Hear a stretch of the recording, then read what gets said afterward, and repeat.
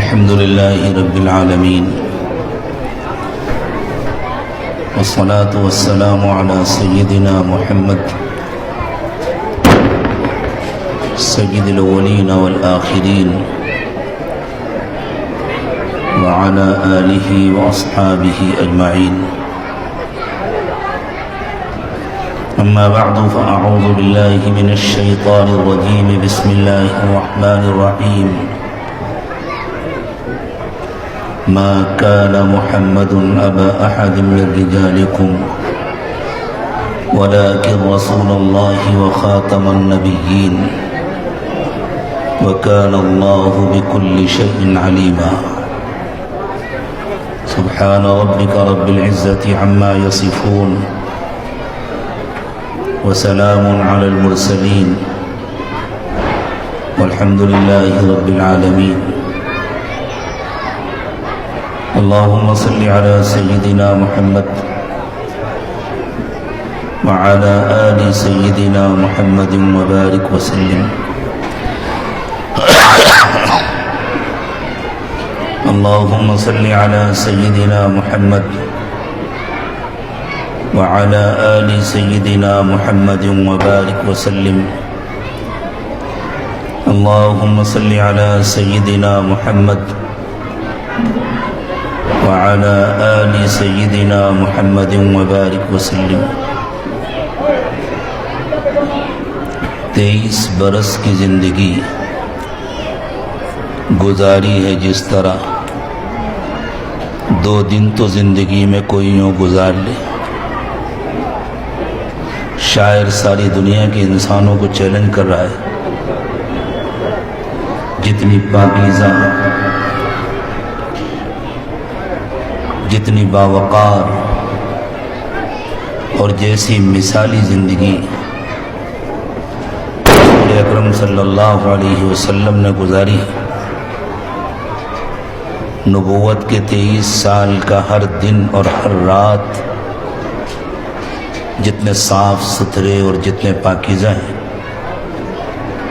کوئی اپنی پوری زندگی کی کوئی ایک رات اور کوئی ایک دن پیش کرنا چاہے تو آسان نہیں. اللہ کے رسول صلی اللہ علیہ وسلم کی پوری زندگی کھلی کتاب ہے. بھائی یہ چلنے پھرنے اور اٹھنے بیٹھنے کا ماحول ختم کر دو، جو جہاں ہے وہیں بیٹھ جائیں اور جو منتظم ہے وہ بھی بیٹھ جائیں.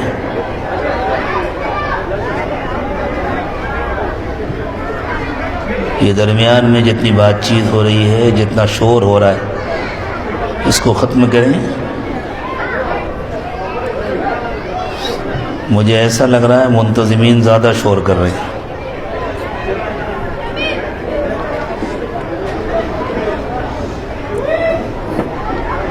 آواز آ رہی ہے آپ لوگوں کے پاس؟ جو لوگ درمیان میں کھڑے ہیں ان کے پاس میری آواز آ رہی ہے؟ نہیں آ رہی تو جواب کس بات کا دے رہے؟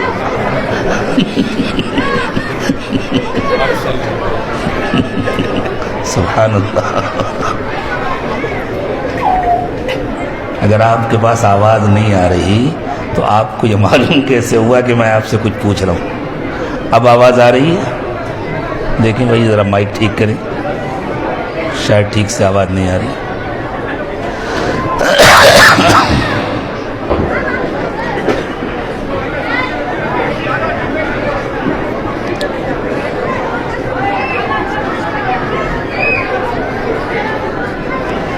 بھائی افراتفری بند کرو.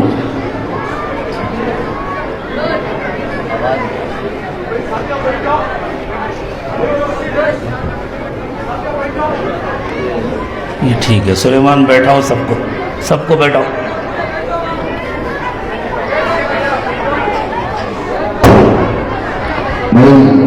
جو بیچ میں کھڑے ہوئے ہیں ان سے گزارش ہے جہاں جگہ مل جائے وہاں بیٹھ جاؤ. بچوں سے گزارش ہے کہ پیچھے بالکل پیچھے چلے جائیں. کسی کی کوئی آواز نہ آئے. والنٹیئر سے بھی گزارش ہے وہ بھی خاموش رہے. اللہ کے رسول صلی اللہ علیہ وسلم کی پوری زندگی کھلی کتاب ہے۔ ہر انسان کی زندگی میں کچھ باتیں ایسی ہوتی ہیں جن کو وہ چھپانا چاہتا ہے، چاہے وہ کام ناجائز نہ ہو، لیکن انسان چاہتا ہے کہ ان باتوں کی اطلاع دوسروں کو نہ ہو، اور وہ سمجھتا ہے کہ یہ میری پرائیویٹ لائف ہے۔ اللہ کے رسول صلی اللہ علیہ وسلم نے اپنی ازواج مطہرات کو اس بات کی تاکید کر رکھی تھی کہ میری زندگی کا ہر عمل میری امت تک پہنچایا جائے۔ گھر کے باہر کی زندگی کو تو صحابہ کرام اپنی آنکھوں سے دیکھتے تھے، اور حضرات صحابہ کرام اس کو محفوظ رکھتے تھے۔ گھر کے اندر کی زندگی، حتیٰ کہ آپ کی اپنی بیویوں کے ساتھ گزارے ہوئے تنہائی کے اوقات، اس وقت کی آپ کی زندگی، آپ کی تاکید تھی کہ یہ بھی سب کو بتلا دیا جائے۔ اور کمال ہے حضرات ازواج مطہرات کا، خاص طور سے معلمہ کائنات ام المومنین سیدہ عائشہ صدیقہ رضی اللہ تعالی عنہا کا، کہ نہایت بند الفاظ میں حد درجہ وقار کے ساتھ انہوں نے حضور اکرم صلی اللہ علیہ وسلم کے ہر فعل اور ہر عمل کی ترجمانی کی، اور یہ بتلایا ہے کہ اللہ کے نبی صلی اللہ علیہ وسلم گھر کے اندر بھی کس طرح رہتے تھے۔ آج حضور اکرم صلی اللہ علیہ وسلم کی زندگی جس طرح محفوظ ہے، صحیح سند کے ساتھ، معتبر حوالوں کے ساتھ، پوری دنیا میں کسی انسان کی زندگی اس طرح محفوظ نہیں۔ اور اللہ کے نبی صلی اللہ علیہ وسلم کی زندگی کی حفاظت کے لیے، آپ کے اقوال اور افعال اور اعمال کی حفاظت کے لیے، آپ کے نشست و برخاست کی کیفیات کی حفاظت کے لیے امت نے یہ غیر معمولی اہتمام کیا کہ جن حضرات نے ان باتوں کو امت تک پہنچایا ان کی زندگیاں بھی محفوظ کی گئی۔ ساری دنیا کے اہل علم اس پر متفق ہیں کہ اسماء الرجال جیسا فن اہل اسلام کے علاوہ پوری دنیا میں کسی قوم کے پاس نہیں۔ تقریباً 5 لاکھ افراد جنہوں نے اللہ کے نبی صلی اللہ علیہ وسلم کی باتوں کو، آپ کے اعمال کو،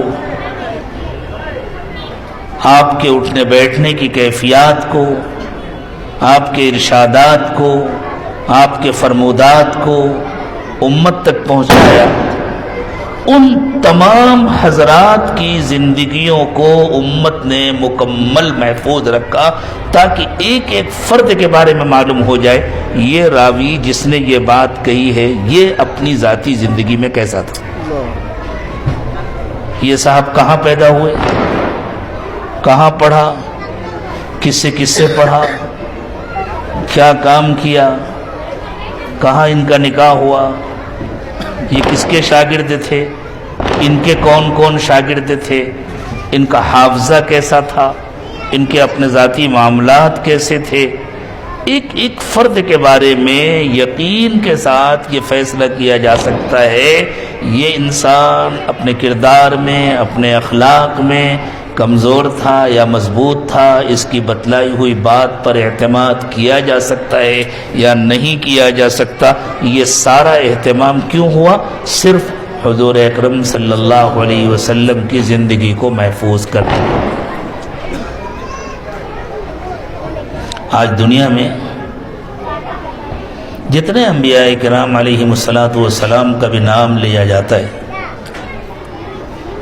کسی کے نام لیوا اپنے نبی کی زندگی سے واقف نہیں ہے۔ وہ اپنے نبی کے طریقے پر چلنا چاہیں تو نہیں چل سکتے، انہیں پتہ ہی نہیں۔ اور انبیاء کرام علیہم الصلاۃ کے جو حالات تھوڑے بہت انسانوں کے پاس محفوظ بھی ہیں، تو یہ بھی پتہ نہیں ہے کہ یہ کن لوگوں نے بیان کیے، ان واقعات کے عینی شاہد کون ہیں، اور اگر کچھ لوگ ان واقعات کے عینی شاہد ہیں تو ان سے براہ راست سننے والے کون ہیں، اور اگر کسی نے سنا ہے تو وہ اپنی ذاتی زندگی میں کس کردار کا مالک تھا، سچا تھا یا جھوٹا تھا، کچھ نہیں ہوا۔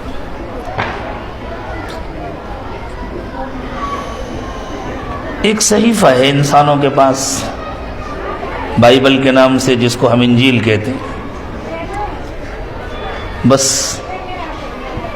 انجیل کے الگ الگ نسخے ہیں جن میں آپس میں شدید اختلافات ہیں۔ کسی میں لکھا ہے یہ لوکا کی انجیل ہے، کسی میں لکھا ہے یہ متی کی انجیل ہے، کسی میں لکھا ہے یوحنا کی انجیل ہے، یہ فلاں کی انجیل۔ یہ لوکا کون صاحب تھے؟ ان کی حضرت عیسیٰ علیہ السلام سے ملاقات ہوئی تھی یا نہیں؟ انہوں نے حضرت عیسیٰ کو دیکھا تھا یا نہیں؟ کچھ پتہ نہیں۔ یہ متی کون تھے؟ یہ یوحنا کون تھے؟ انہوں نے حضرت عیسیٰ کو دیکھا تھا یا نہیں دیکھا تھا؟ ان کی ملاقات بھی ہوئی تھی یا نہیں تھی؟ ہوئی تھی۔ اور اگر مان لے کہ ان کی ملاقات ہوئی تھی تو بعد میں ان سے کن لوگوں نے نقل کیا، کنہوں نے ہم تک پہنچا؟ کچھ پتہ نہیں۔ ایسا لگتا ہے جیسے جنگل میں پڑی ہوئی کوئی کاپی مل گئی ہو، کوئی کتاب مل گئی۔ حالت یہ ہے علمی طور پر کہ اگر قرآن پاک نے ان انبیاء کرام علیہم السلام کا ذکر خیر نہ کیا ہوتا، اگر حضرت عیسیٰ علیہ السلام کی پیدائش کی گواہی قرآن نے نہ دی ہوتی تو پوری عیسائی دنیا مل کر علمی طور پر مضبوط ذرائع سے یہ ثابت نہیں کر سکتی تھی کہ عیسیٰ نام کا کوئی انسان دنیا میں پیدا بھی ہوا تھا۔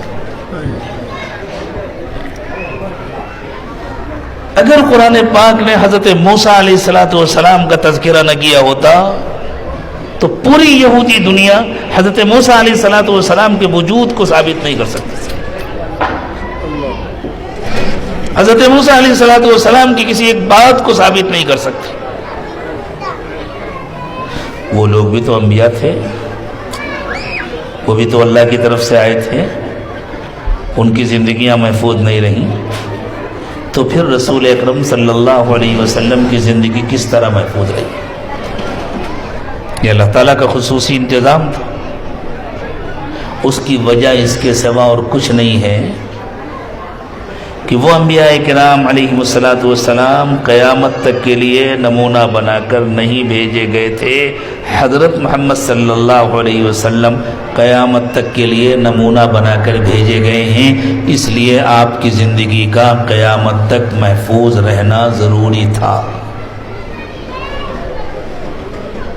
اور جس چیز کی ضرورت ہوتی ہے اللہ اس کو باقی رکھتے ہیں، جس چیز کی ضرورت نہیں ہوتی اللہ اس کو ختم کر دیتے ہیں۔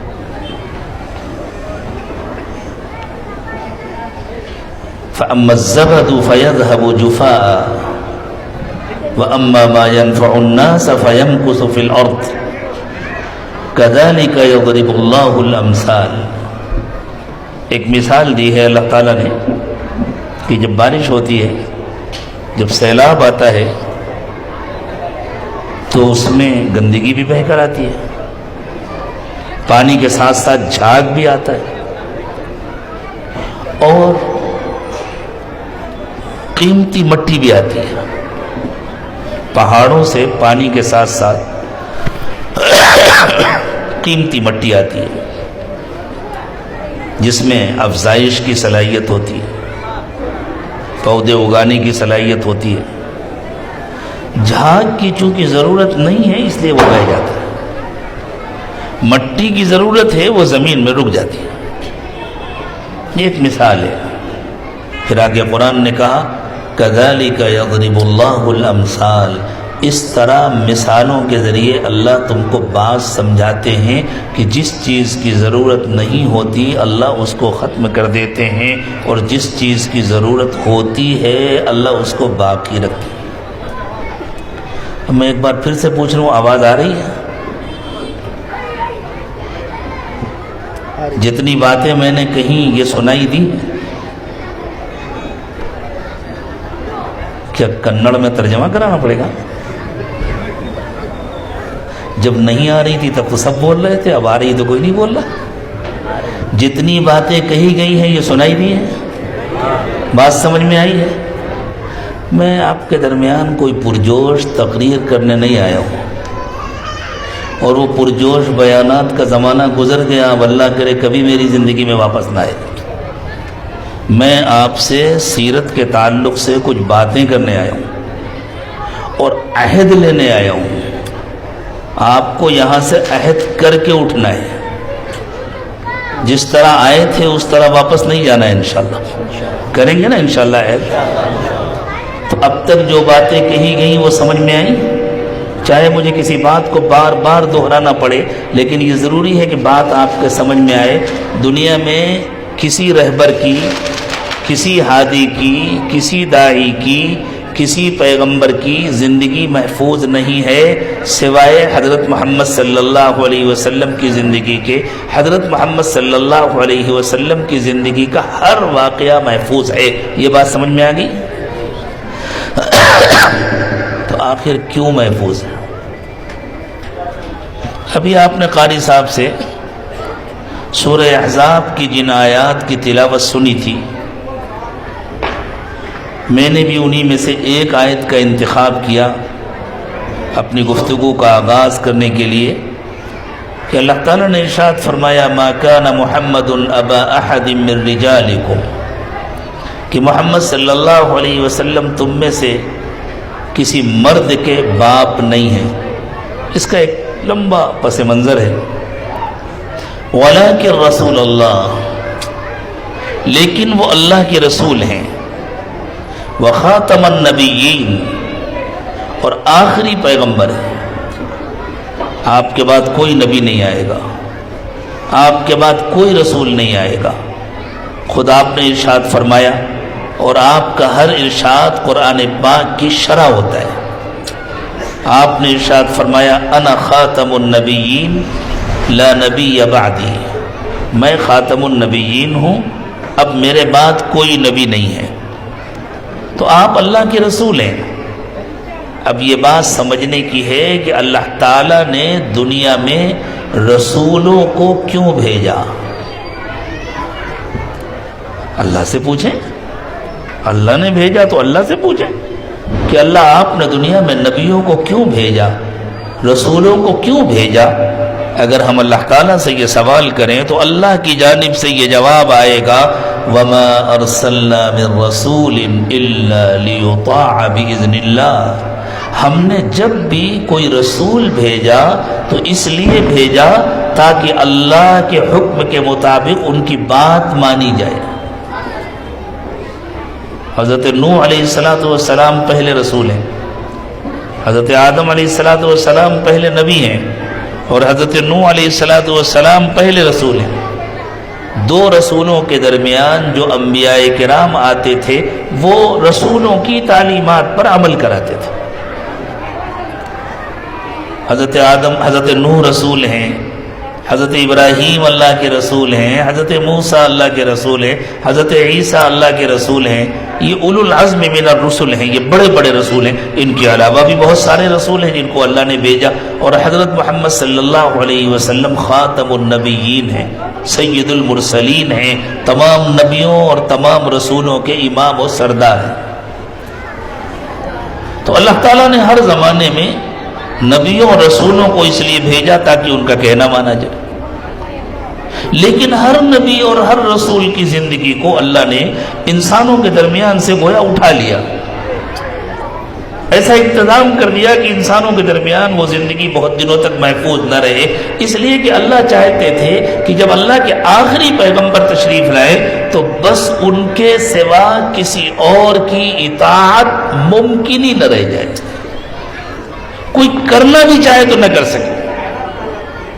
آج اگر کوئی یہودی سچے دل سے حضرت موسیٰ علیہ السلام کی اطاعت کرنا چاہے نہیں کر سکتا، نہ اس کے پاس تورات ہے، نہ اس کے بعد حضرت موسیٰ علیہ السلام کی زندگی ہے۔ کوئی عیسائی سچے دل سے حضرت عیسیٰ علیہ السلام کی اطاعت کرنا چاہے تو نہیں کر سکتا ہے، اس لیے کہ نہ اس کے پاس حقیقی انجیل ہے، نہ حضرت عیسیٰ علیہ السلام کی زندگی ہے۔ ہاں اگر وہ قرآن پر عمل کرے گا تو انجیل پر بھی عمل ہو جائے گا، جب وہ قرآن پر عمل کرے گا تو تورات پر بھی عمل ہو جائے گا، جب وہ قرآن پر عمل کرے گا تو زبور پر بھی عمل ہو جائے گا، دوسرے تمام صحیفوں پر عمل ہو جائے گا، اور جب وہ حضرت محمد صلی اللہ علیہ وسلم کی زندگی کا اتباع کرے گا اور آپ کے طریقے کے مطابق اپنی زندگی گزارے گا تو تمام انبیاء کرام علیہ السلام کی زندگیوں کا اتباع خود بخود ہو جائے گا۔ تو اللہ کے نبی صلی اللہ علیہ وسلم تشریف لائے ہیں اس لیے تاکہ آپ کا اتباع کیا جائے، آپ کے طریقے پر چلا جائے۔ اتباع کسے کہتے ہیں اس کو بھی سمجھ لیں۔ عربی لغات میں لکھا ہے کہ اتباع کے معنی ہیں کسی کے پیروں کے نشانات دیکھ دیکھ کر چلنا۔ عرب کے علاقے میں ریت ہوتی تھی، اگر کوئی آدمی سفر کرتا تھا تو ریت میں پیروں کے نشانات بن جاتے تھے۔ تو اتباع کے معنی یہ ہے کہ آگے والا جہاں گیا پیچھے والا وہیں جائے، اور وہاں جانے کے لیے وہ دیکھ دیکھ کر چلے، یہاں پیر رکھا تو یہاں رکھوں گا، ادھر پیر رکھا تو ادھر رکھوں گا، بالکل جو کام سامنے والے نے کیا ہے وہی کام کرنا، اس کو اتباع کہتے ہیں۔ دنیا کے تمام انسانوں کو اللہ نے پیدا کیا ہے اور فطری طور پر انسانوں کو اللہ سے محبت ہوتی ہے، جیسے فطری طور پر ہر بچے کو اپنی ماں سے محبت ہوتی ہے۔ وہ ماں کا نام نہیں جانتا، وہ ماں کا خاندان نہیں جانتا، ایک ہفتے کا بچہ، ایک مہینے کا بچہ، اسے کیا معلوم میری ماں کا نام کیا ہے؟ اسے نہیں معلوم میری ماں کا خاندان کیا ہے، اسے نہیں معلوم کہ میری ماں کون سی زبان بولتی ہے، لیکن اسے اپنی ماں سے محبت ہوتی ہے۔ اب دیکھیں اگر کسی بچے کی ماں کالی کلوٹی ہو، بد شکل ہو، بد حیات ہو، اور اس کے مقابلے میں کئی بہت خوبصورت، بہت سجی بنی، حسین و جمیل خواتین کھڑی ہوں، بچہ ان کی طرف متوجہ نہیں ہوگا، بچہ اپنی ماں کی طرف جائے گا۔ ماں کے کپڑے گندے ہوں، دوسروں کے کپڑے صاف ستھرے ہوں، تب بھی بچے کو کوئی دلچسپی نہیں، بچہ اپنی ماں کی طرف جائے گا۔ بچے کو تو اپنی ماں کے بدن کی خوشبو اچھی لگتی ہے، کیوں؟ اس لیے کہ ماں اس کے وجود کا ذریعہ ہے، ماں کے جسم کے اندر وہ پلا ہے، ماں کے جسم کا وہ ایک حصہ ہے، ماں کے ذریعے اس کو زندگی ملی ہے۔ تو جس کے ذریعے زندگی ملی ہے، جب فطری طور پر اس سے محبت ہوتی ہے تو جس کے حکم سے زندگی ملی ہے، جو اصل زندگی دینے والا ہے، اس سے محبت نہیں ہوگی۔ تو اپنے خالق اور مالک سے ہر انسان کو محبت ہوتی ہے، اپنے اللہ سے ہر انسان کو محبت ہوتی ہے۔ چونکہ دنیا میں اللہ تعالیٰ نے انسان کو امتحان کی حالت میں پیدا کیا ہے، اس لیے کچھ دوسری کششیں بھی پیدا کر دی ہیں۔ یہ بچہ جو ماں کے بغیر چند منٹ نہیں رہ سکتا، بڑے ہونے کے بعد بھول جاتا ہے ماں، مہینوں اور برسوں دیکھنے نہیں آتا، خیریت نہیں پوچھتا، دوسروں کی زلفوں کا اسیر ہو جاتا ہے، کوئی دولت کمانے میں لگ جاتا ہے، کوئی کسی کے چکر میں پھنس جاتا ہے، کوئی کسی اور کام میں مصروف ہو جاتا ہے۔ یہ اس کا امتحان ہوتا ہے۔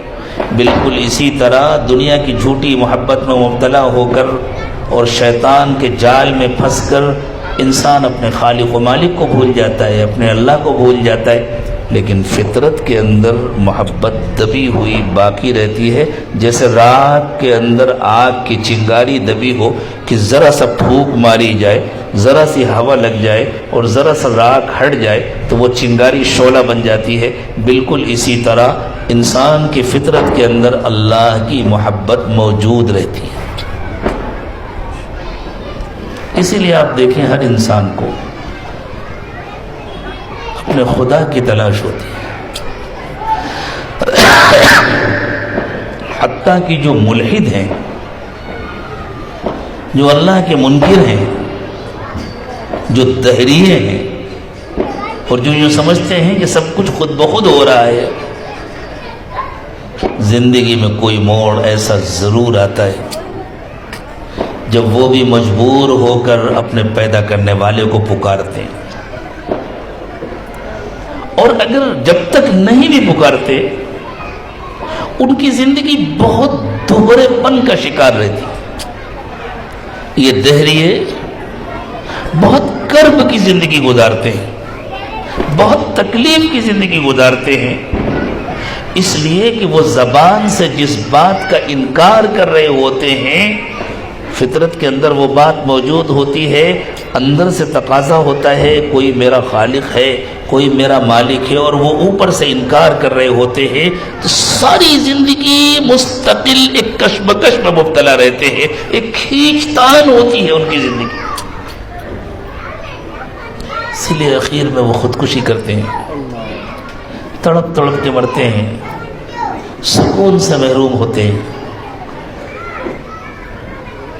اور جب بہت پریشان ہو جاتے ہیں، جب بہت بیمار ہو جاتے ہیں اور اپنے کو بہت بے سہارا سمجھنے لگتے ہیں تو ان کا دل چاہتا ہے کاش کہ کوئی ہوتا میرا مالک، میرا خالق، جس کو میں پکارتا، جس کو میں آواز دیتا، جس کو میں مناتا، جو میری مدد کرتا، جو مجھے گرنے کے بعد اٹھاتا، جو میرا ہاتھ تھام لیتا۔ کتنے خوش نصیب ہیں ایمان والے کہ ان کو حضور اکرم صلی اللہ علیہ وسلم کے ذریعے سے پہلے سے یہ بات معلوم ہے کہ ہمارا ایک رب ہے، ہمارا ایک مالک ہے، ہمارا ایک خالق ہے جو گرتوں کو تھام لیتا ہے، جو کمزوروں کو سہارا دیتا ہے۔ ہم اس کو پکاریں گے، ہم اسے آواز دیں گے تو وہ ہم کو بے یار و مددگار نہیں چھوڑے گا، وہ یقینی طور پر ہماری مدد کرے گا۔ وَتَوَكَّلْ عَلَى الْحَيِّ الَّذِي لَا يَمُوتُ وَسَبِّحْ بِحَمْدِهِ، اس پر بھروسہ رکھو جو زندہ ہے، جو کبھی مرتا نہیں ہے، اور اسی کی پاکی بیان کرو، اس میں کوئی کمزوری نہیں ہے، اس میں کوئی عیب نہیں ہے۔ اللہ تعالیٰ نے اپنے ایمان والے بندوں کو اس کا حکم دیا۔ تو ہر انسان کو فطری طور پر اللہ سے محبت ہوتی ہے، وہ صحیح جگہ پر نہ تلاش کرے تو غلط جگہوں پر تلاش کرتا ہے۔ مشرکین بیچارے غلط جگہوں پر تلاش کرتے ہیں، لیکن تلاش کرتے ہیں، ان کو اللہ سے محبت ہوتی ہے۔ اللہ تعالیٰ نے اپنے نبی صلی اللہ علیہ وسلم سے ارشاد فرمایا کہ آپ دنیا کے تمام لوگوں کو بتلا دیجئے کہ اگر تم کو اللہ سے محبت ہے، اگر تم اللہ کو پانا چاہتے ہو، اگر تم اللہ تک پہنچنا چاہتے ہو، اگر تم اللہ والے بننا چاہتے ہو، اور اگر تم اللہ کو اپنا بنانا چاہتے ہو، اگر تم یہ چاہتے ہو کہ جس طرح تم کو اللہ سے محبت ہے اللہ کو بھی تم سے محبت ہو جائے، بات تو اسی وقت بنے گی نا جب اللہ کو بھی ہم سے محبت ہو جائے۔ ادھوری محبت سے تو کام نہیں ہوگا۔ سب کچھ دینے والے تو اللہ ہیں، زمین اور آسمان کے مالک اللہ ہیں، زندگی دینے والے اللہ ہیں، روزی دینے والے اللہ ہیں، اللہ ہی دیتے ہیں، اللہ ہی لیتے ہیں، جس کو چاہتے ہیں نواز دیتے ہیں، جس کو چاہتے ہیں محروم کر دیتے ہیں۔ قُلِ اللَّهُمَّ مَالِكَ الْمُلْكِ تُؤْتِي الْمُلْكَ مَنْ تَشَاءُ، اللہ تعالیٰ نے اپنے نبی صلی اللہ علیہ وسلم سے فرمایا آپ یوں کہیں تاکہ آپ کو دیکھ کر کے سارے ایمان والے سمجھیں کہ یوں کہنا چاہیے، اے اللہ آپ ہی اقتدار کے مالک ہیں، آپ ہی زمین اور آسمان کے مالک ہیں، پوری کائنات کے آپ تنہا مالک ہیں۔ تؤتی الملک من تشاء، آپ جس کو چاہتے ہیں اقتدار دے دیتے ہیں، وَتَنزِعُ الْمُلْكَ مِمَّنْ تَشَاءُ، اور آپ جس کو چاہتے ہیں کرسی سے اٹھا کر نیچے گرا دیتے ہیں، پھینک دیتے ہیں۔ وَتُعِزُّ مَنْ تَشَاءُ، آپ جس کو چاہتے ہیں عزت دیتے ہیں۔ وَتُذِلُّ مَنْ تَشَاءُ، اور آپ جس کو چاہتے ہیں ذلیل کر دیتے ہیں۔ بِيَدِكَ الْخَيْرُ، اللہ ساری بھلائیاں صرف آپ کے ہاتھ میں ہیں۔ إِنَّكَ عَلَى كُلِّ شَيْءٍ قَدِيرٌ، آپ جو چاہیں کر سکتے ہیں، آپ کے کسی فیصلے کو کوئی چیلنج نہیں کر سکتا۔ تو جب سب کچھ کرنے والے اللہ ہی ہیں تو اللہ بھی ہم سے محبت کرے تب بات بنے گی، ورنہ ایک طرفہ محبت سے کیا ہوتا ہے؟ ایک نوجوان تھے، وہ ایک بزرگ کے پاس آئے، کہنے لگے حضرت بادشاہ کی بیٹی سے شادی کر رہا ہوں، ذرا انتظامات میں کمی ہے، دعا کر دیجیے۔ تو انہوں نے سوچا دعا تو بعد میں کریں گے، ذرا غور سے دیکھنے لگے، نہ شکل کا، نہ عقل کا، نہ ڈھنگ کا پڑھا لکھا، نہ اس کے پاس ڈھنگ کا مکان، نہ کوئی بہت مشہور خاندان۔ دیوانہ ہو گیا ہے بادشاہ، اپنی بیٹی اس کو دے گا۔ لیکن اب وہ کہنے آیا ہے کہ حضرت بادشاہ کی بیٹی سے شادی کر رہا ہوں، تو آپ دعا کر دیجئے۔ تو انہوں نے پوچھا کیا بات چیت پکی ہو گئی؟ جی حضرت آدھا کام ہو گیا، صرف آدھا باقی ہے، اسی کے لیے دعا کرانے آئے۔ بھئی کیا آدھا ہو گیا، کیا آدھا باقی؟ حضرت میں بھی راضی ہوں، میرے گھر کے سب لوگ راضی ہیں، بس جا کے بات کرنی ہے، دعا کیجئے وہ بھی راضی ہو جائے۔ ہو جائے گی شادی، آپ راضی ہیں، آپ کے گھر میں سب لوگ راضی ہیں، بس بات کرنی باقی ہے، وہ بھی راضی ہو جائیں۔ تو دنیا میں ہر انسان اللہ سے محبت کا دعویٰ کرتا ہے، بات تو سو بنے گی نا جب اللہ بھی محبت کریں گے، جب اللہ بھی کہیں گے کہ ہاں یہ بندہ میرا ہے۔ تو اللہ نے فرمایا اگر واقعی تم کو اللہ سے محبت ہے اور تم یہ چاہتے ہو کہ اللہ بھی تم سے محبت کرے تو اس کا صرف ایک راستہ ہے۔ کیا کہا میں نے اب تک یاد ہے؟ ہم سب کو اللہ سے محبت ہے نا، ہم یہ چاہتے ہیں کہ اللہ بھی ہم سے محبت کرے، تبھی تو کام بنے گا نا، تبھی تو ذلت عزت سے بدلے گی، تبھی تو برے حالات اچھے حالات میں تبدیل ہوں گے، جب اللہ بھی ہم سے محبت کریں گے۔ اور اللہ نے بتلایا کہ اس کا صرف ایک راستہ ہے، تو اس ایک راستے کو اپنائیں گے نا۔ صرف قریب سے آواز آ رہی ہے، وہاں سے نہیں آ رہی۔ اس ایک راستے کو اپنائیں گے، چلے شور نہ بچائیں، ہاتھ اٹھا کر بتلائیں کون کون اپنائیں گے اس ایک راستے کو۔ اچھا ہاتھ گرا دو، اب دوبارہ ہاتھ اٹھا کے بتلاؤ کس نے سچے دل سے ہاتھ اٹھایا، کس نے جھوٹے دل سے؟ سب نے سچے دل سے ہاتھ اٹھایا، سب کے ہاتھ اٹھ گئے، تو پھر انشاءاللہ زندگی بدل کر جائیں گے۔ یہ سیرت کے نام پر جو جلسے ہوتے ہیں نا، واللہ ان میں شرکت کرنے کا اب میرا دل نہیں چاہتا، اس لیے کہ یہ سب رسمی ہو گئے۔ آپ نے اتنی محبت سے بلایا ہے تو آپ کو اس کو حقیقی بنانا پڑے گا۔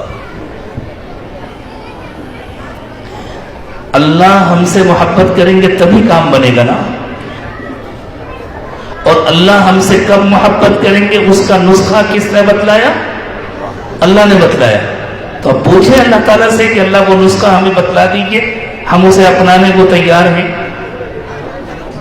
ہم اس کو اپنی زندگی میں لاگو کریں گے۔ پوچھیں اللہ تعالیٰ سے، آئیے پوچھتے ہیں سب مل کر، اللہ کی طرف سے جواب آئے گا۔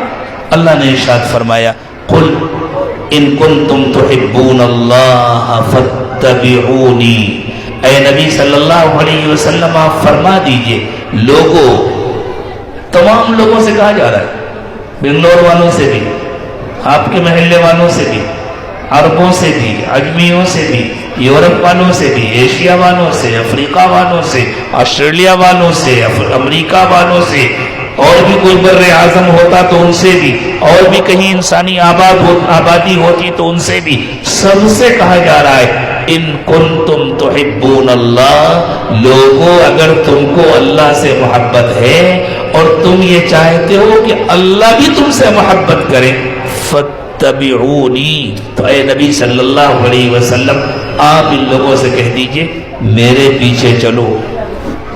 کس کے پیچھے؟ کس کے پیچھے چلنے کو کہا جا رہا ہے؟ حضور کے پیچھے، کسی کرکٹر کے پیچھے، کسی فلم اسٹار کے پیچھے، کسی بہت بڑے بزنس مین کے پیچھے نہیں، حضور اکرم صلی اللہ علیہ وسلم کے پیچھے۔ فاتبعونی، میرے پیچھے چلو۔ اور ابھی میں نے اتباع کا ترجمہ کر کے بتلایا تھا آپ کو، اتباع کے معنی ہے پیروں کے نشانات ڈھونڈ ڈھونڈ کر چلنا۔ تو حضور اکرم صلی اللہ علیہ وسلم کے اتباع کے کیا معنی ہے؟ بازار گئے تو تجارت ایسے کریں جیسے حضور نے کیا، مسجد میں گئے تو نماز ایسے پڑھیں جیسے حضور نے پڑھی، گھر میں گئے تو بیوی بچوں کے ساتھ سلوک ایسے کریں جیسے حضور نے کیا، دوستوں کے ساتھ ایسے معاملہ کریں جیسے حضور نے کیا، حتیٰ کہ دشمنوں کے ساتھ ایسے معاملہ کریں جیسے حضور نے کیا۔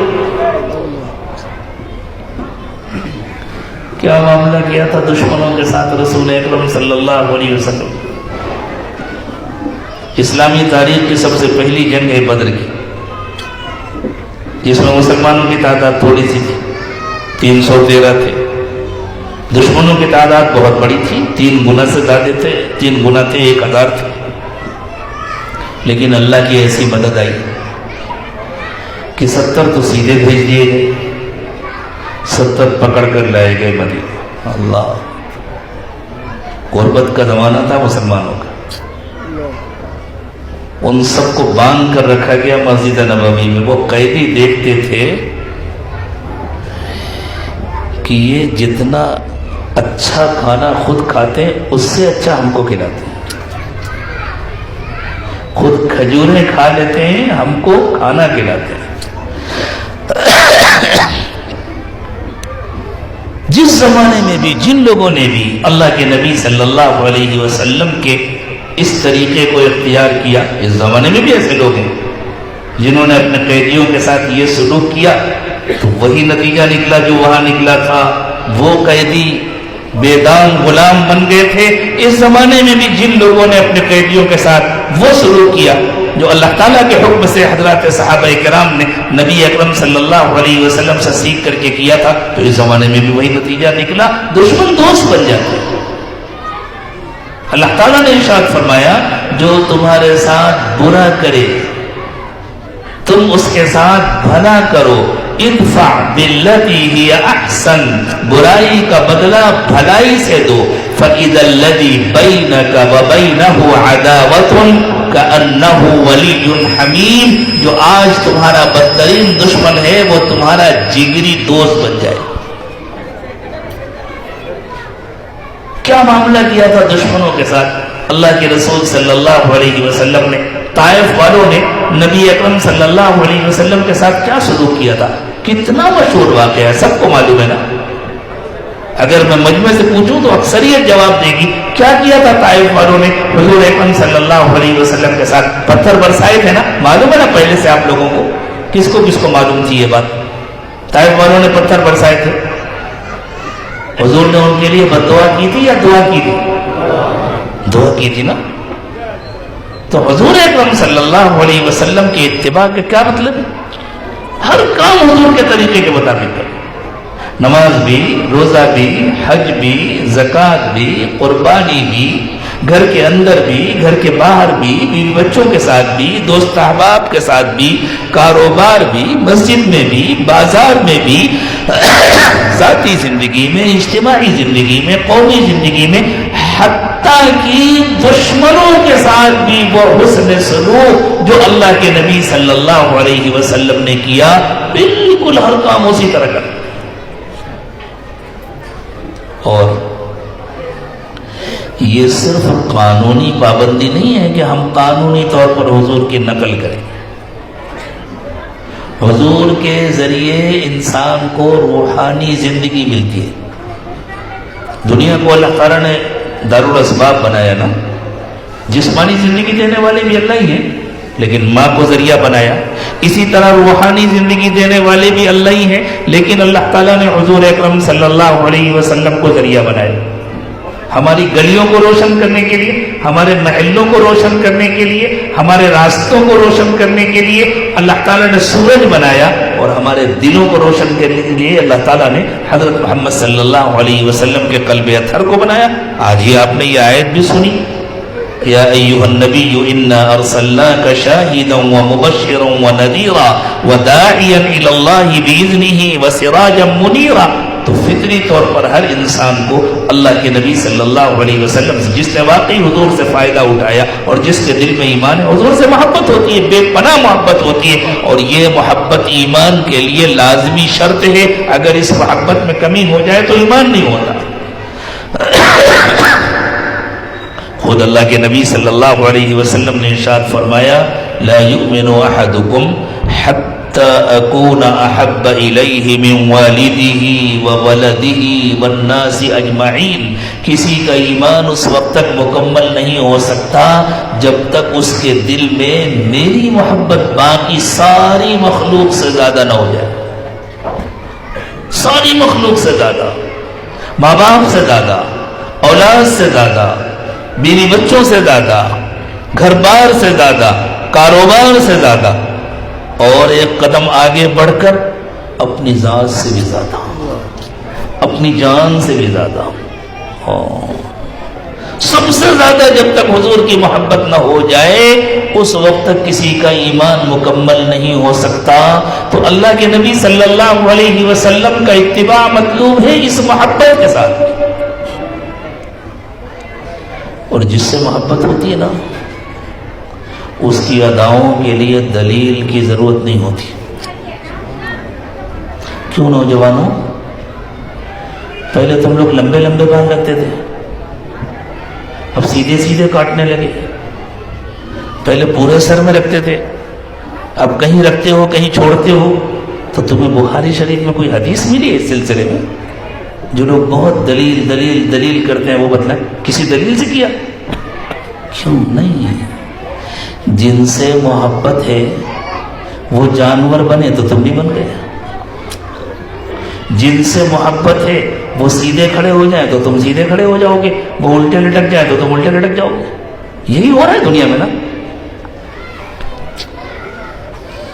تو اپنے دلوں کو ٹٹول کر دیکھیں محبت کس سے ہے. اور اللہ کے رسول صلی اللہ علیہ وسلم نے ارشاد فرمایا, المرء مع من احب, جس سے محبت ہے اسی کے ساتھ جانا پڑے گا. اللہ کے رسول سے محبت ہے تو انشاءاللہ حضور کے ساتھ جنت میں جائیں گے.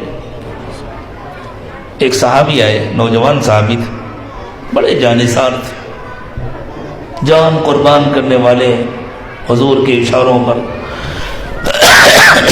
انہیں آخرت کی بہت فکر تھی. انہوں نے آ کر حضور سے عرض کیا, حضور قیامت کب آئے گی؟ حضور نے کہا, تم نے قیامت کے لیے کیا تیاری کی ہے؟ کتنا پیارا سوال ہے, کراس کوسچن. ان کے سوال کے جواب میں سوال. انہوں نے پوچھا قیامت کب آئے گی؟ حضور نے فرمایا, تم نے قیامت کی کیا تیاری کی؟ تو ایمان والے کو اپنی تیاری کم لگتی ہے. جو مالدار آدمی ہوتا ہے نا اس کو اپنی دولت کم لگتی ہے. ایک فقیر آدمی کسی لکھپتی کو دیکھے تو سمجھے گا بڑا مالدار ہے. اس لکھپتی سے پوچھو وہ کہے گا بہت کم ہے, ابھی تو بہت ضرورت ہے باقی. کروڑ پتی ہو جائے تب بھی کم لگے گا, ارب پتی ہو جائے تب بھی کم لگے گا. جو لوگ آج کل ہمارے پورے ملک کو خریدنے کے فراق میں رہتے ہیں کہ آپ بکے اور ہم لے لیں, ان سے پوچھو تو وہ کہیں گے ہم تو فقیر ہیں, ابھی تو بہت کمی ہے. تو جو دنیا میں دولت مند ہوتا ہے اسے اپنی دولت کم لگتی ہے. اسی طرح جس کے پاس حقیقت میں ایمان ہوتا ہے, اعمال ہوتے ہیں, اسے ہمیشہ اپنا ایمان کم لگتا ہے, اپنے اعمال کم لگتے ہیں. بڑے بڑے دعوے وہی کرتا ہے جس کا جیب خالی ہوتا ہے یا جس کا دل خالی ہوتا ہے. تو جب اللہ کے نبی صلی اللہ علیہ وسلم نے پوچھا تم نے قیامت کے لیے کیا تیاری کی, تو انہوں نے کہا حضور اعمال تو نہیں ہیں, بہت کم ہیں, لیکن مجھے اللہ اور اس کے رسول سے محبت بہت ہے. تو حضور نے فرمایا پھر مطمئن رہو, جس سے محبت ہے اسی کے ساتھ رہو گے. یعنی تم کو مجھ سے محبت ہے تو پھر قیامت آنے سے تمہارا کوئی مسئلہ نہیں ہے, تمہیں کوئی پریشانی نہیں, تم میرے ساتھ رہو گے. حوض کوثر پر بھی میرے ساتھ رہو گے، پل صراط سے بھی میرے ساتھ گزرو گے، اور جنت میں بھی میرے ساتھ رہو گے۔ ہمارا دل نہیں چاہتا کہ ہم جنت میں اللہ کے نبی صلی اللہ علیہ وسلم کے قدموں میں ہمیں بھی کہیں جگہ مل جائے، حضور کے ساتھ رہیں؟ دل چاہتا ہے یا نہیں رہتا؟ تو اس کے لیے محبت چاہیے۔ کون سی محبت؟ جلسے کرنے والی، جھنڈیاں لگانے والی، عید میلاد منانے والی؟ یہ محبت کام نہیں آئے گی۔ اتباع کرنے والی محبت چاہیے۔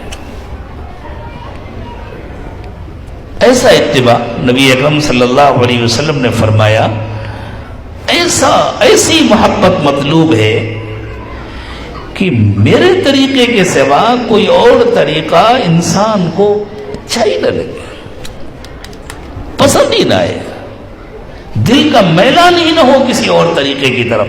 فرمایا لا یؤمن احدکم حتی یکون ہواہ تبعا لما جئت بہ، تم میں سے کسی کا ایمان اس وقت تک مکمل نہیں ہو سکتا جب تک میرا دین اس کا فیشن نہ بن جائے۔ یہ بہت آسان سا ترجمہ میں کر رہا ہوں سمجھانے کے لیے، جب تک میری سنتیں اس کا فیشن نہ بن جائیں۔ جس طرح نوجوان فیشن کے پیچھے دیوانے ہوتے ہیں، وہ میری سنتوں کے دیوانے ہو جائیں، انہیں کچھ اور اچھا ہی نہ لگے۔ کریں گے انشاءاللہ آج سے؟ تو اللہ تعالیٰ نے پھر وعدہ فرمایا، قُلْ إِن كُنتُمْ تُحِبُّونَ اللَّهَ فَاتَّبِعُونِي۔ اے نبی صلی اللہ علیہ وسلم، آپ ان لوگوں سے کہہ دیجئے کہ اگر تم لوگوں کو اللہ سے محبت ہے تو میرے پیچھے پیچھے چلو، میرے طریقے کو اپناؤ، میرے نقش قدم پر چلو۔ یہ نقش قدم، یہ اتباع کا صحیح ترجمہ ہے۔ میرے نقش قدم کو اپناؤ، یعنی میرے پیروں کے نشانات۔ نقش نشان کو کہتے ہیں، قدم پیر کو کہتے ہیں۔ بالکل لفظی ترجمہ ہے تتبع آثار قدمہ کا، میرے نقش قدم پر چلو۔ پھر کیا ہوگا؟ یحببکم اللہ، پھر تم اللہ کے پیارے بن جاؤ گے، پھر اللہ تم سے محبت کریں گے۔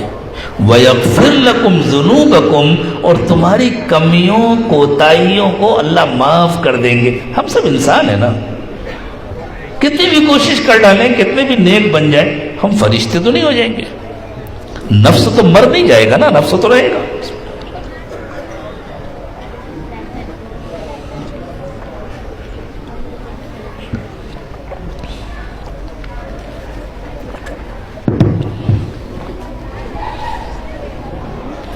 اگر اللہ ہماری ہر کمی، ہر کوتاہی پر پکڑ کرنے لگے تو کوئی جنت میں جا ہی نہیں سکتا، کوئی اللہ کی پکڑ سے بچ ہی نہیں سکتا۔ تو اللہ تعالیٰ نے فرمایا دیکھو، جان بوجھ کے تو گناہ کرو نہیں،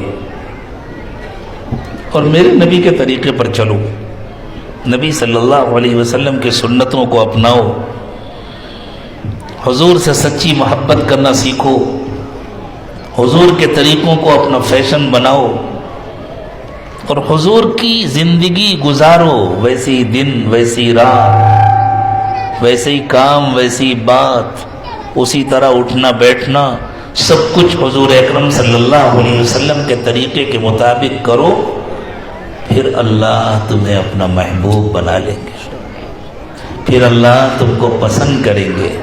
وَيَغْفِرْ لَكُمْ ذُنُوبَكُمْ، اور جو تمہاری کمیاں کوتاہیاں ہوں گی، جو تمہارے چھوٹے چھوٹے گناہ ہوں گے، اللہ ان کو معاف کر دیں گے۔ واللہ غفور الرحیم، اللہ بہت معاف کرنے والے اور بہت رحم کرنے والے۔ تو میرے دوستوں، یہ تو ہم بڑے فخر سے بیان کرتے کہ حضور کی زندگی محفوظ ہے، حضور کی سیرت محفوظ ہے، اللہ کی کتاب محفوظ ہے، کوئی دوسری آسمانی کتاب محفوظ نہیں سوائے قرآن کے۔ یہ علمی حقیقت ہے، یہ کوئی عصبیت کا دعویٰ نہیں ہے، یہ مبالغہ آرائی نہیں ہے۔ پوری علمی دنیا اس بات سے اتفاق کرتی ہے کہ قرآن کے سوا کوئی آسمانی کتاب محفوظ نہیں ہے، اور حضرت محمد صلی اللہ علیہ وسلم کے علاوہ کسی نبی کی زندگی محفوظ نہیں ہے۔ صحابہ کرام کی زندگیاں محفوظ ہیں، रुवात हदीस की जिंदगियां महफूज हैं, वो सब हुजूर के सदक़े में, वो सब हुजूर के तुफैल में महफूज हैं। असल हिफाजत मकसूद है अल्लाह के नबी सल्लल्लाहु अलैहि वसल्लम की ज़िंदगी की। तो हम बहुत खुश होकर, बहुत फ़ख्र के साथ अपने जलसों में, अपनी कॉन्फ्रेंसों में, अपने लिटरेचर में इस बात को बयान करते हैं। तो इस पर गौर करना चाहिए, क्यों महफूज है? ये इसलिए महफूज है ताकि हम अपनी पूरी ज़िंदगी अल्लाह के नबी सल्लल्लाहु अलैहि वसल्लम के तरीके के मुताबिक गुजार सकें। शादी करना है तो हुजूर के तरीके के मुताबिक, बच्चों को पालना है तो हुजूर के तरीके के मुताबिक। अल्लाहु अकबर! क्या तसव्वुर कर सकता है कोई हुजूर अकरम सल्लल्लाहु अलैहि वसल्लम से ज्यादा बावकार कोई हो सकता था? आपसे ज्यादा संजीदा कोई हो सकता था? आप जब अपने घर में तशरीफ ले जाते थे तो आप अपने नवासों के लिए, नवासियों के लिए कभी कभी झुक जाते थे, सजदे की हालत में पीठ पर बैठा लेते थे और ऐसे आहिस्ता आहिस्ता आहिस्ता आहिस्ता चलते थे ताकि बच्चे खुश। हजरत हसन को, कभी हजरत हुसैन को कंधे पर बैठा लेते, प्यार करते थे। एक मर्तबा आप अपने बच्चों में से, यानी नवासे नवासियों में से किसी को प्यार कर रहे थे, किसी देहाती अरबी ने, जिसको हम लोग आज की जबान में बद्दू कहते हैं, उन्होंने देख के कहा, अच्छा आप बच्चों को प्यार करते हैं? मेरे तो इतने बच्चे, आज तक मैंने कभी किसी को प्यार नहीं किया। हुजूर ने फरमाया, अब तुम्हारा दिल अल्लाह ने पत्थर का बनाया तो मैं क्या करूं?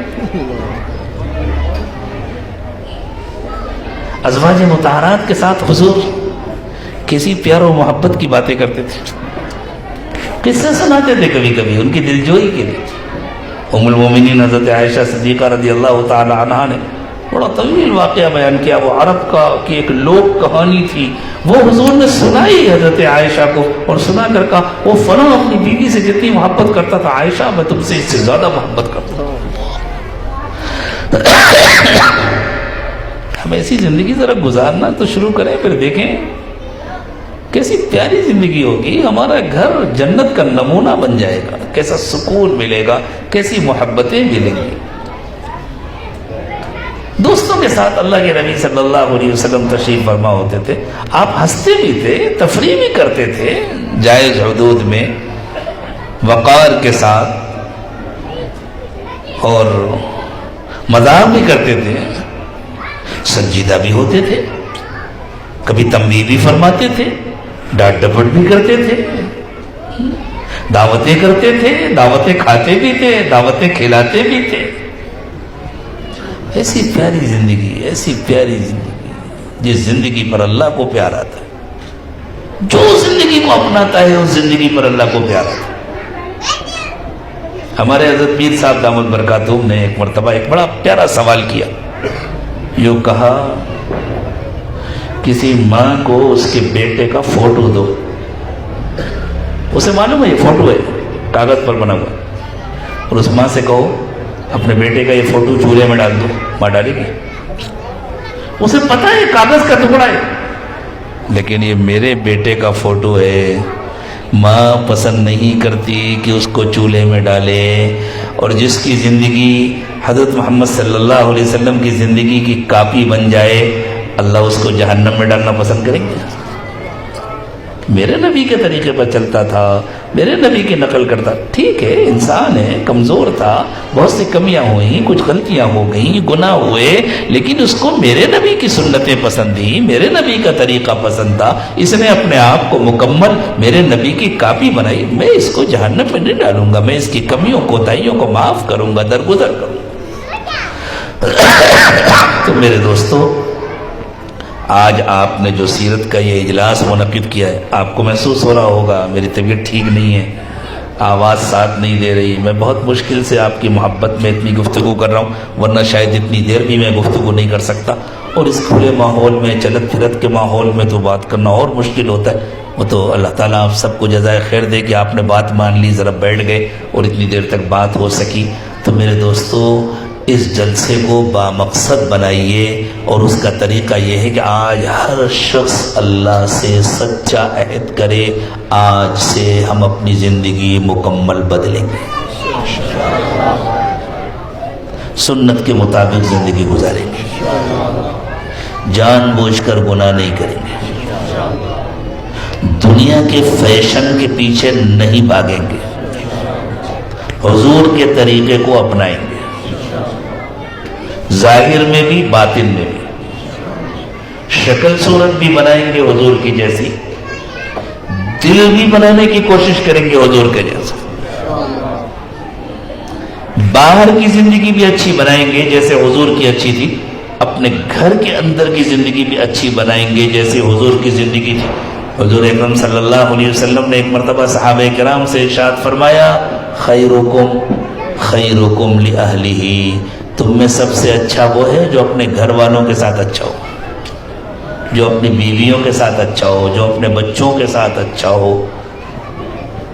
باہر اچھا بننا بہت مشکل نہیں ہے، انسان کی آزمائش تو گھر میں ہوتی ہے۔ ماشاءاللہ باہر بڑے با اخلاق لوگ اندر جا کر کے کیا ہو جاتے ہیں، اللہ کی پناہ۔ تو حضور نے فرمایا، خیرکم خیرکم لأہلہ، تم میں سب سے اچھا وہ ہے جو اپنے گھر والوں کے لیے اچھا ہو، وَأَنَا خَيْرُكُمْ لِأَهْلِي، اور میں اپنے گھر والوں کے لیے تم سب کے مقابلے میں سب سے اچھا ہوں۔ تو باہر کی زندگی بھی اخلاق سے پر کریں گے، اندر کی زندگی بھی ٹھیک کریں گے انشاءاللہ، کریں گے، گھروں میں دین لانے کی کوشش کریں گے، اپنی بیویوں کو اپنے بچوں کو بہت پیار کے ساتھ بہت محبت کے ساتھ جہنم سے بچانے کی کوشش کریں گے، گھروں کو گناہوں سے خالی کریں گے، گھروں کو اللہ کی یاد سے اور اللہ کی عبادت سے آباد کریں گے، گھروں میں دینی باتیں کریں گے۔ اللہ کے نبی صلی اللہ علیہ وسلم جب اپنی ازواج مطہرات کے ساتھ بیٹھتے تھے، اپنے گھر والوں کے ساتھ بیٹھتے تھے تو ان سے دین کی باتیں کرتے تھے، آخرت کی باتیں کرتے تھے، قبر و حشر کی باتیں کرتے تھے۔ قرآن پاک میں اس کی گواہی دی ہے۔ یہی سورہ احزاب جس کی آیات کی تلاوت آج کی گئی، اسی سورہ احزاب میں اللہ تعالیٰ نے ازواج مطہرات سے ارشاد فرمایا، وَاذْكُرْنَ مَا يُتْلَى فِي بُيُوتِكُنَّ مِنْ آيَاتِ اللَّهِ وَالْحِكْمَةِ، تمہارے گھروں میں جو اللہ کی آیات پڑھی جاتی ہیں اور جو حکمت کی باتیں کی جاتی ہیں، تم لوگ آپس میں ان کو دہرایا کرو۔ تو یہ آیات کون پڑھتا تھا، یہ حکمت کی باتیں کون کرتا تھا؟ اللہ کے نبی صلی اللہ علیہ وسلم اللہ کی آیات پڑھ کر سناتے تھے، اللہ کے نبی صلی اللہ علیہ وسلم حکمت کی باتیں کرتے تھے۔ تو اللہ تعالیٰ ازواج مطہرات سے کہہ رہے ہیں، بعد میں تم لوگ آپس میں اس کا مذاکرہ کیا کرو، ہم اپنی بیوی کے ساتھ اپنے بچوں کے ساتھ بیٹھ کر کے آخرت کی باتیں کیا کریں گے، کوئی دینی کتابیں تھوڑی دیر پڑھا کریں گے، سنا کریں گے، سنایا کریں گے، اپنے بچوں کو انبیاء کرام علیہ الصلوۃ والسلام کے واقعات سنائیں گے، حضرات صحابہ کرام کے واقعات سنائیں گے۔ آج کل کیا حال ہو گیا، بچے بچپن سے سانپ کی کہانی، بلی کی کہانی، کتے کی کہانی، مگرمچھ کی کہانی، فلاں کی کہانی، اور اس کے بعد ذرا آگے بڑھے تو بگڑے ہوئے انسانوں کی کہانیاں، اللہ کے نافرمانوں کی کہانیاں، وہی بولتے ہیں، وہی سنتے ہیں، وہی دیکھتے ہیں، وہی کارٹون وغیرہ دیکھتے ہیں۔ اس کا اثر پڑتا ہے ان کے کردار پر، اس کا اثر پڑتا ہے ان کی شخصیت پر۔ تو ذرا ہم اپنے گھر کا ماحول بدلیں گے، انبیاء کرام کے واقعات سنائیں گے، صحابہ کرام کے واقعات سنائیں گے، اولیاء اعظام کے واقعات سنائیں گے، ایسی کتابیں لا کر اپنے بچوں کو دیں گے، اپنی بیویوں کو دیں گے، بچوں کو دیں گے، جن سے بچوں کے اندر دلچسپی پیدا ہو اور بچے اچھی کہانیاں پڑھیں، اچھے لوگوں کے حالات پڑھیں۔ یہ سنت ہے نبی اکرم صلی اللہ علیہ وسلم۔ اور حضور اکرم صلی اللہ علیہ وسلم اچھا خاصا وقت مسجد میں گزارتے تھے۔ ہم لوگوں کا کیا حال ہو گیا، جب جماعت کھڑی ہونے لگی تب گئے اور سلام پھیرتی ایسا بھاگے جیسے کوئی ڈنڈا لے کر کھڑا ہے، نہیں نکلے تو دو چار پڑ جائیں گے۔ اس طریقے کو بدلیں گے، تھوڑا سا پہلے مسجد جائیں گے، سنت پڑھیں گے، کچھ دیر تلاوت کریں گے، کچھ ذکر کریں گے جتنا وقت ہے آپ کے پاس، اور نماز کے بعد اطمینان سے دعا مانگیں گے۔ ایک مرتبہ کسی صحابی نے پوچھا اللہ کے رسول صلی اللہ علیہ وسلم سے، حضور سب سے زیادہ کون سی دعا قبول ہوتی ہے؟ حضور نے فرمایا فرض نماز کے بعد،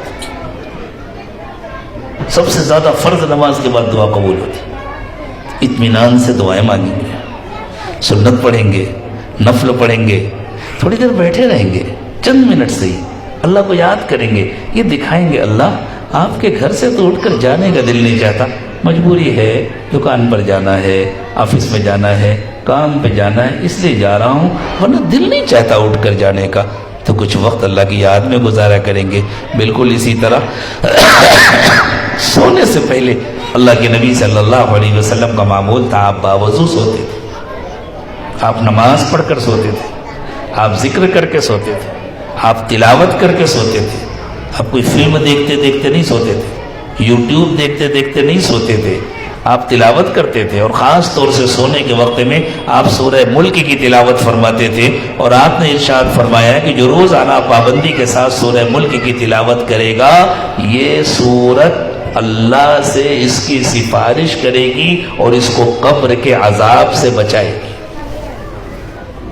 تو ہم بھی کریں گے نا انشاءاللہ، رات میں سونے سے پہلے نماز پڑھیں گے، توبہ کریں گے، اللہ کی طرف متوجہ ہوں گے، کچھ دیر اللہ کی یاد میں بیٹھیں گے، اللہ سے دل لگا کر بیٹھیں گے، سورہ ملک پڑھیں گے، اور پھر آنکھ بند کر کے دعا پڑھ کے اللہم بسمک اموت واحیا، اللہ کی یاد میں کھو جائیں گے اور اسی طرح سو جائیں گے۔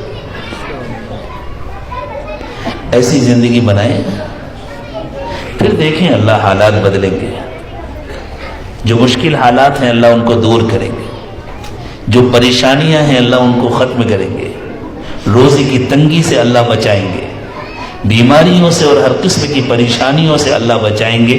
تو آج یہ عہد کر کے اٹھیں انشاءاللہ، اب زندگی بدل کر جا رہے ہیں، کہیے انشاءاللہ، اب پوری زندگی انشاءاللہ سنت کے مطابق گزاریں گے۔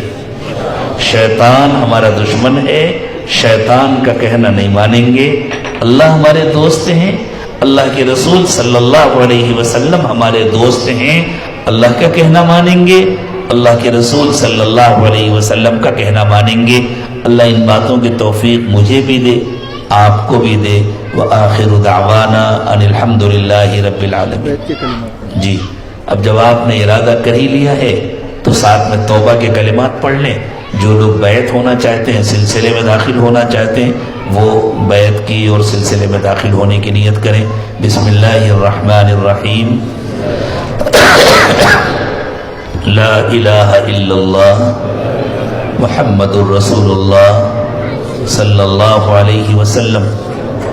آمنت باللہ وملائکتہ وکتبہ ورسلہ والیوم الآخر والقدر خیرہ وشرہ من اللہ تعالی والبعث بعد الموت۔ آمنت باللہ کما ہوا باسمائہ وصفاتہ وقبلت جمیع احکامہ۔ اشہد ان لا الہ الا اللہ واشہد ان محمدا عبدہ ورسولہ۔ استغفر اللہ ربی من کل ذنب واتوب الیہ برحمتک یا ارحم الراحمین۔ میرے دوستو، جن لوگوں نے بیعت کی نیت کی، سلسلہ عالیہ نقشبندیہ میں داخل ہوئے، وہ معمولات کو غور سے سنیں اور ان معمولات کی پابندی کریں تو انشاءاللہ پورا فائدہ ہوگا۔ صبح و شام کی تسبیحات پڑھا کریں، استغفار کی، درود شریف کی، اور ساتھ میں تیسرا کلمہ بھی پڑھنا چاہیں تو پڑھیں۔ جو لوگ پہلے سے 3 تسبیح پڑھتے وہ انہی 3 تسبیح کی پابندی کرتے رہیں۔ روزانہ قرآن پاک کی تلاوت کریں، چلتے پھرتے اٹھتے بیٹھتے ہر وقت دل میں اللہ کا دھیان رکھیں، گناہوں سے بچنے کی پوری کوشش کریں، زندگی کو گناہوں کی گندگی سے خالی کریں، اور روزانہ صبح اور شام کچھ وقت نکالیں خالص اللہ کی یاد میں کھو جانے کے لیے۔ اس کو مراقبہ کہتے ہیں کہ آنکھ بند کر کے، سر جھکا کر کے پورا دھیان دل پر جمع کر بیٹھیں اور بس اللہ کی یاد میں کھو جائیں۔ یہ کریں، پھر دیکھیں دل میں اللہ کی محبت کیسے بڑھے گی، اللہ کے رسول کی محبت بڑھے گی، اور انشاءاللہ زندگی میں ایسی تبدیلی آئے گی کہ آپ کو بھی تعجب ہوگا، آپ کے جاننے والوں کو بھی تعجب ہوگا۔ اور مہینے میں 1 مرتبہ اپنے حالات کی اطلاع کریں۔ آپ کے ہاں الحمدللہ شہر کے باہر جو خانقاہ ہے دارالاحسان، وہاں ہر مہینے 3 دن کی مجلس ہوتی ہے، کل انشاءاللہ شام سے شروع ہوگی، جمعہ سنیچر اتوار، تو تھوڑا سا وقت فارغ کر کے وہاں آ جایا کریں، 2 راتیں وہاں ہمارے ساتھ گزارا کریں، وہاں کے اعمال میں شریک ہوں، وہاں تہجد پڑھیں، وہاں دعائیں مانگیں، وہاں دیر تک مراقبہ کریں، اور پھر دیکھیں انشاءاللہ جب آپ ہر مہینے مجلس میں شرکت کریں گے تو پورے مہینے اس کا آپ کو اپنی زندگی میں اثر محسوس ہوگا انشاءاللہ۔ کریں گے نا سب لوگ؟ اب دعا سے پہلے تھوڑی دیر مراقبہ کر لیں، آنکھیں بند کر لیں، سر کو جھکا لیں، دنیا اور دنیا میں جو کچھ بھی ہے اس سب سے ہٹ کٹ کر اللہ کی یاد میں کھو جائیں، اور یہ نیت کریں کہ اللہ کی رحمت آ رہی ہے، میرے دل میں سما رہی ہے، میرے دل سے گناہوں کو دھو رہی ہے، اور میرا دل کہہ رہا ہے اللہ اللہ اللہ۔ زبان سے اللہ اللہ نہ کہیں، بس یہ نیت کریں کہ دل اللہ اللہ کہہ رہا ہے اور میں سن رہا ہوں۔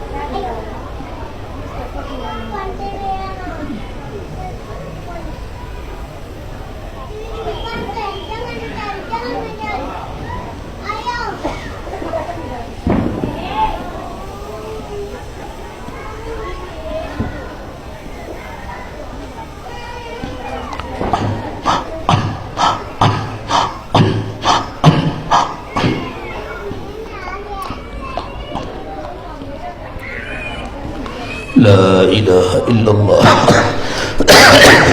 محمد رسول اللہ صلی اللہ علیہ وسلم۔